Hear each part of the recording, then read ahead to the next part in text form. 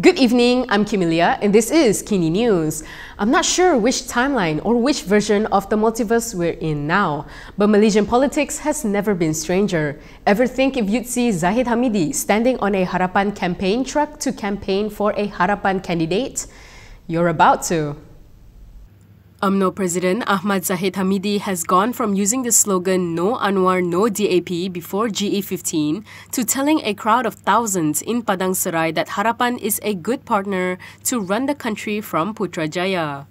Pakatan Harapan adalah partner politik yang baik untuk mentadbir negara ini. Saya merasakan bahawa kemenangan Dr. Sofi Razak insya-Allah 7 hari bulan ini bukan sekadar menambahkan kursi Pakatan Harapan daripada 82 kursi kepada 83, insya-Allah. Dengan tidak berhajat untuk mendahului hukum Allah, jika ada undi percaya di parlimen, maka kerajaan perpaduan yang didukung oleh semua kaum negara ini akan menjadi kerajaan yang paling mantap di dalam sejarah politik Malaysia, insya-Allah. Zahid, who is also Deputy Prime Minister, said this during the Ayuh Malaysia mega ceramah for the Padang Serai parliamentary seat in Kulim, Kedah last night. He called on voters in Padang Serai to vote for the Harapan candidate, Muhammad Sofi Razak, on polling day tomorrow, December 7th, to ensure that the MP is on the same page with the federal government. During the ceramah, Zahid also pointed out that he has been treated somewhat as a hero after deciding to support Pakatan Harapan chief Anwar Ibrahim as Prime Minister. Bila saya masuk ke lorong itu, saya turunkan cermin pintu kereta saya. Saya angkat tangan dan saya jenguk muka saya. Terima kasih Datuk, terima kasih Datuk, terima kasih Datuk. From zero to hero. Hero saya rupanya. Minggu lepas kau baru kutuk aku ya. Hari ini kau puji aku. Soal itu adalah soal sejarah. Bagi kita yang penting pengiktirafan oleh titah daripada ke bawah duli yang Maha Mulia Agung untuk kerajaan perpaduan diwujudkan. Zahid said he believed that under the unity government, Malaysia's economy would become stronger, helping to overcome the cost of living problem and give foreign investors confidence to invest in the country. BN candidate C. Sivaraj has withdrawn from the six-corner contest and pledged support for Muhammad Sofi. Since 2020, Tengku Zafrul has served under 3 Prime Ministers. In his latest role as International Trade and Industry Minister, he hit the ground running as soon as he was sworn in. However, his critics began speculating about his whereabouts following his absence in Anwar Ibrahim's first cabinet meeting. Today, he set the record straight. Tengku Zafrul Abdul Aziz has slammed fake news, saying he's in Qatar to watch the FIFA World Cup. Baru je angkat sumpah jadi menteri terus keluar macam-macam fitnah dan fake news. Kononnya saya ponteng mesyuarat jemaah menteri untuk tengok World Cup di Qatar. Ya, pertamanya saya pergi Abu Dhabi, ya, bukan ke Doha, bukan ke Qatar. In a video posted on his social media accounts today, the International Trade and Industry Minister said he was in Abu Dhabi, UAE, for the signing of a deal between Petronas and Abu Dhabi National Oil Company for a concession in the Middle East for unconventional oil resources. Zafrul was commenting on a tweet from Bulletin RMS that questioned Zafrul's absence from the cabinet meeting, asking whether he was in Qatar to watch the World Cup. The Twitter account had shared a screenshot of a Berita Harian news report that said Zafrul could not attend the cabinet meeting as he was in Qatar. The Malay Daily has since issued a correction to its report. Commenting further, Zafrul said he was in Abu Dhabi on official business and not on vacation. Tak dapat hadir mesyuarat jemaah menteri ni bukan macam ponteng kelas. Rasa tak nak pergi, tak pergi. Ya, mana-mana menteri yang nak keluar negeri perlu dapat kebenaran yang amat berhormat Perdana Menteri dulu. Kalau PM tak lulus, tak boleh pergi. Sebab itu, lepas angkat sumpah hari Sabtu, saya terus ke MITI untuk beritahu KSU dan pegawai kanan MITI tentang trip ini. Ahadnya, saya terus ke Abu Dhabi. Hari Isnin, terus saksikan perjanjian antara Petronas dan ADNOC atau Abu Dhabi National Oil Company. Yang di-Pertuan Agong Sultan Abdullah Sultan Ahmad Shah, who is on an official visit to the UAE, witnessed the signing along with Abu Dhabi President Sheikh Mohammed bin Zayed. Prime Minister Anwar Ibrahim has hit back at his critics, who he says have been politicizing a range of issues, including the latest move to share Bernas profits with poor farmers. Prime Minister Anwar Ibrahim stressed that orders for Bernas to share its profits with poor rice farmers were not aimed at destroying company owner Said Mokhtar Al-Bukhari's empire. Apa yang jadi masalah sangat ni dalam negara kita? Apa yang jadi nak dipolitikkan? Anwar explained that discussions with Said Mokhtar were held before the decision was made. Speaking to reporters after clocking in as the finance minister this morning, Anwar said the conglomerate also agreed with the decision to allocate 10 million ringgit to be paid this month to poor rice farmers. Anwar added that it will go up to 50 million ringgit starting next month. The Prime Minister also said he did not get to meet Said Mokhtar but thanked the tycoon when they spoke on the phone. For the record, Said Mokhtar controls 92% of Bernas's shares, which he acquired in 2014 from former Minister Shahidan Qasim and businessperson Tan Boon Seng. Anwar was responding to allegations by certain quarters that he was going after Malay entrepreneurs. Last night, Kedah Menteri Besar Muhammad Sanusi Muhammad Noor was reported as claiming that Anwar only dared to reprimand Said Mokhtar among other wealthy corporate figures in the country because the latter is a Malay and easily bullied. Muhyiddin has denied Anwar's claim that PN used proceeds from gambling companies to pay for its GE15 campaign. Perikatan Nasional Chief Muhyiddin Yassin has denied claims that his coalition obtained money from gambling companies to fund its GE15 campaign. Muhyiddin said the statement made yesterday by Prime Minister Anwar Ibrahim on the matter is a serious accusation. In fact, Muhyiddin swore he did not take even a single donation from gambling companies. Speaking at the grand finale speech for the Padang Serai parliamentary seat election last night, Muhyiddin said perhaps it is Anwar who used such funds and there is information that says maybe it's him. Muhyiddin was responding to Anwar's statement yesterday that implied that PN's election funds came partly from gambling companies involved in special draws.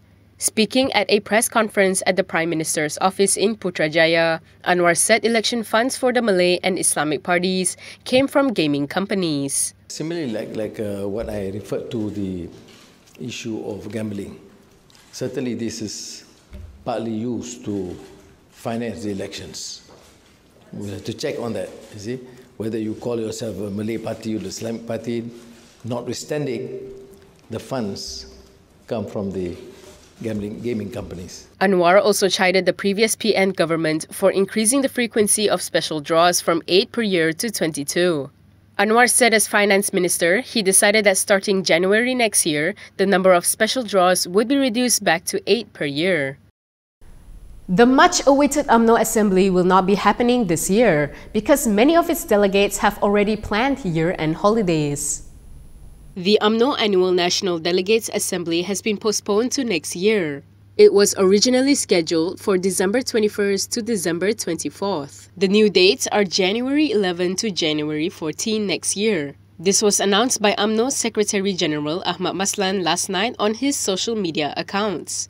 He said the initial dates were during the school holidays and many delegates had already planned their holidays. Therefore, the AGM will be postponed. Ahmad said an official notification will be sent out to party delegates soon. The UMNO AGM will be a closely watched event because the party is a key component of Prime Minister Anwar Ibrahim's government. Several top UMNO leaders have objected to being part of the federal government because of the party's No Anwar, No DAP policy. As the top decision-making body of UMNO, the Delegates Assembly could potentially reverse the leadership's decision to be part of the government. What is confirmed is that the party leadership will table a proposal to amend the party constitution in view of new anti-hopping laws. Anwar has halted billions awarded for flood mitigation projects. However, the former minister said such direct tenders were justified during emergencies. Former Environment and Water Minister Tuan Ibrahim Tuan Man has defended the ministry's decision to award flood mitigation projects through a direct tender process. In an immediate response to Prime Minister Anwar Ibrahim, Tuan Ibrahim said Anwar should know that the direct tender process was aimed at speeding up works in times of emergency. Anwar earlier today announced the halting of the projects. Tuan Ibrahim said as the Prime Minister, Anwar should not assume that all projects that are awarded through direct tender process as being improper and involve conflict of interests. The past leader said Anwar must understand that there are many emergency works that need to be carried out immediately. This comes after Anwar halted 7 billion ringgit in flood mitigation projects, which he said were approved via direct tender. Anwar said the 7 billion ringgit was from the 15 billion ringgit allocated. Swaram has urged Anwar to work on reforming certain laws, which he himself was a victim of in the past. Rights group Swaram has reminded Prime Minister Anwar Ibrahim of his infamous black eye incident that triggered the Reformasi movement 24 years ago. Swaram's reminder came with calls for urgent reforms to laws affecting an individual's civil liberties. Swaram Executive Director Sevan Doraisamy noted how Anwar was also a victim of police brutality and detention without trial. He said Anwar should now work to introduce changes which include amendments to the Independent Police Conduct Commission Act 2022 and dismantling elements of detention without trial in several laws.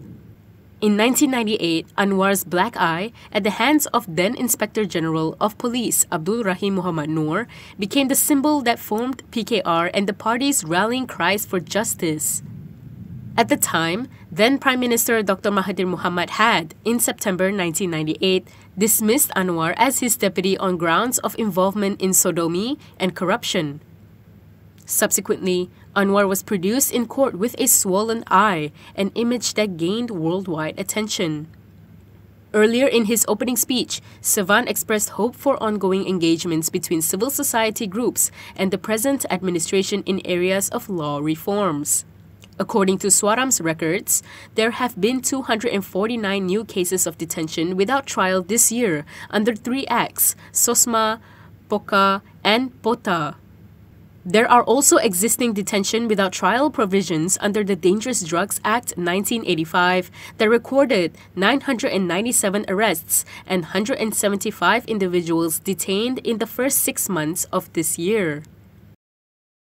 Before we go, here's a sponsored segment brought to you by the Australian High Commission in Malaysia. Besides providing consular assistance for Australians in Malaysia, many are curious about the roles of Australian High Commission in Malaysia. The Australian High Commission in Malaysia aims to learn more about Malaysia so that we can better help Australians understand Malaysia, but also help Malaysians better understand Australia. Australia and Malaysia signed a comprehensive strategic partnership which guides our government-to-government work in important areas such as economic prosperity, society and technology, and defence and regional security. This could include agricultural cooperation, cooperation on health, vaccines, and cooperation in trade and education, all important areas for both Australia and Malaysia, and areas where we can cooperate significantly more in the future. In addition, Australian High Commission also encourages the younger generation to be actively involved in decision-making processes. The world is an increasingly complex and uncertain place, and young leaders need the skills to be able to lead countries, governments, businesses, civil society organisations through the challenges ahead. Critical thinking, public speaking, and the ability to think outside the box will be really, really important. That's why we're happy to be partnering with Malaysia Kini and the Kini Events team in the Youth Debateathon 2022.